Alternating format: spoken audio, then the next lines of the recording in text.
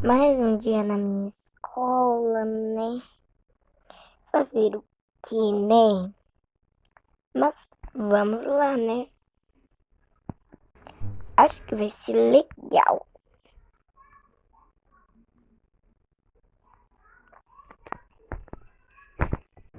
Ai, cheguei. Eu estou muito animada para esse dia. Será que vai ser legal? Tá bom, agora eu vou pegar minha cadeira para me sentar. Prontinho. Peguei a minha cadeira.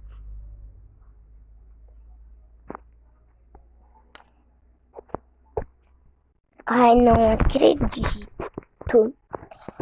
Olha quem tá aqui. A nerdzinha.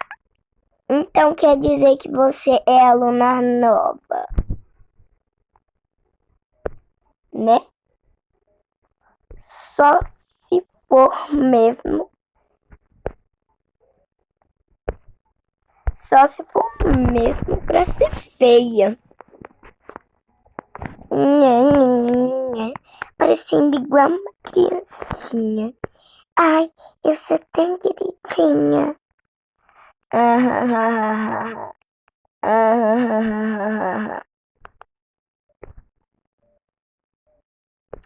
Vocês vão ver na próxima vez.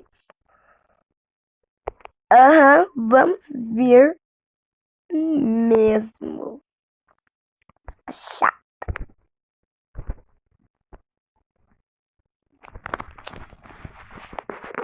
Um tempo depois. Ai, cheguei, alunos. Então, como vocês podem ver, tem poucas crianças aqui. Mas vamos o quê? Ver a tarefa. Eu vou mandar aqui. Quanto que é? 4? 5 vezes 5 vezes 2. 10, professor.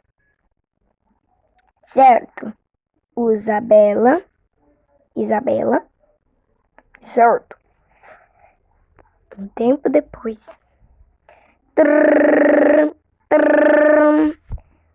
Olha, agora é hora do recreio.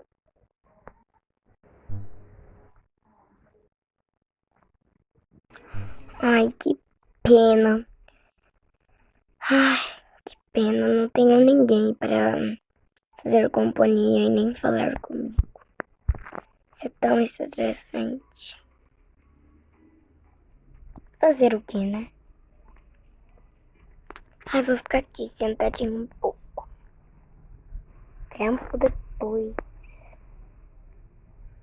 Hum, hum, hum, hum.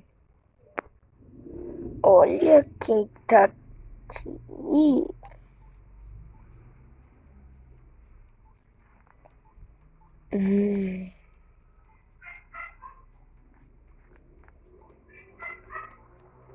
Olha quem tá aqui.